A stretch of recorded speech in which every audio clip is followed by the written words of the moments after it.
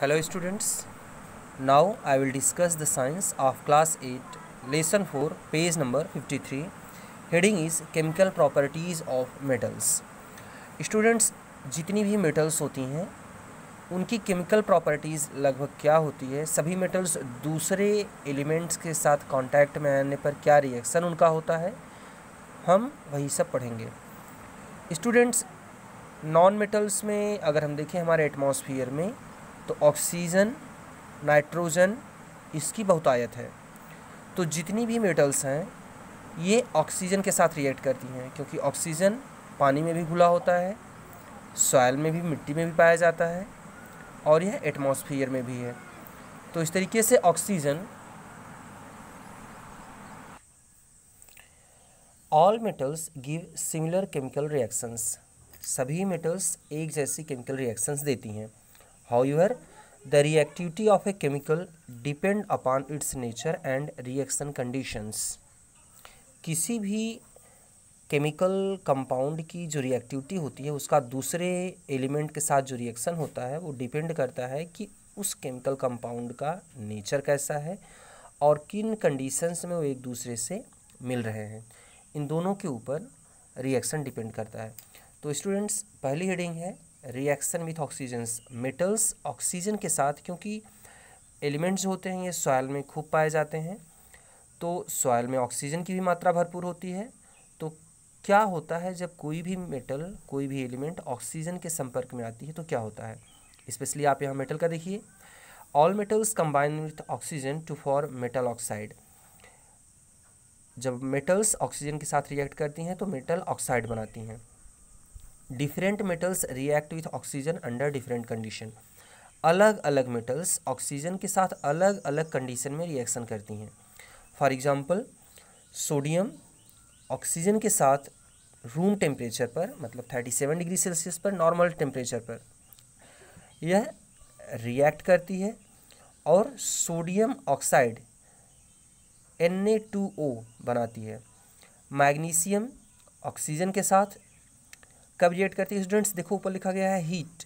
जब इसे गर्म करते हैं, मैग्नीशियम को जब हम गर्म करते हैं तो Burns with dazzling with white light.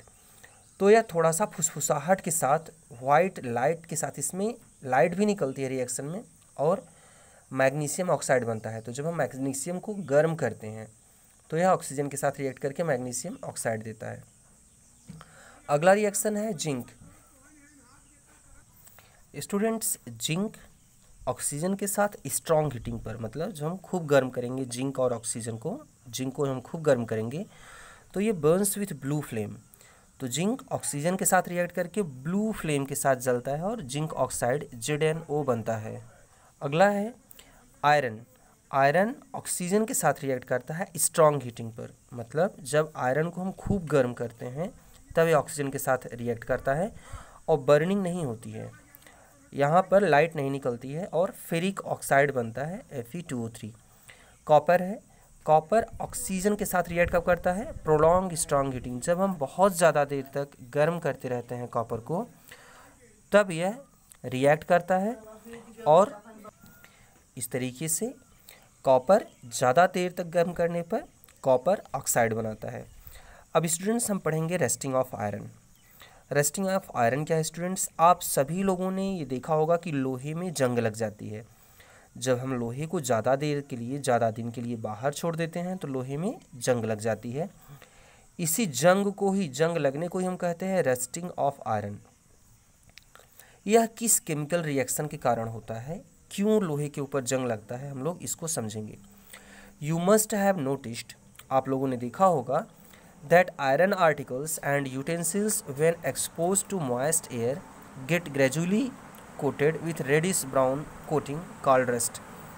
Students, आप सभी ने देखा होगा कि जब भी कोई आयरन का ऑब्जेक्ट, कोई भी लोहे का सामान, जब उसे एयर में ज़्यादा दिन के लिए खुला छोड़ देते हैं तो धीरे धीरे उसके ऊपर एक रेड ब्राउन कलर की एक परत जम जाती है।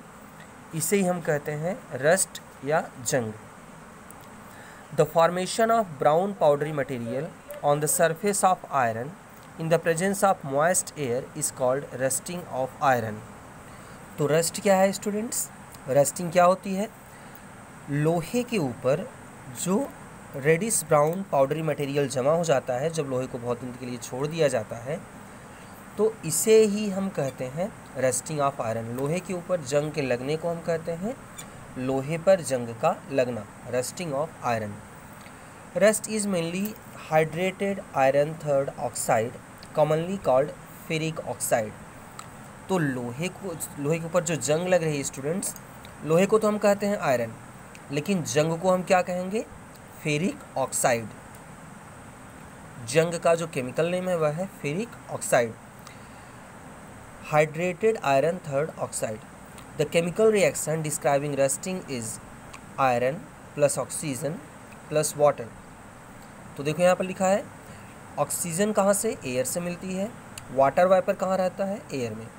तो लोहे के सामान को जब हम हवा में छोड़ देते हैं, खुला छोड़ देते हैं काफ़ी दिन के लिए, तो क्या बनता है?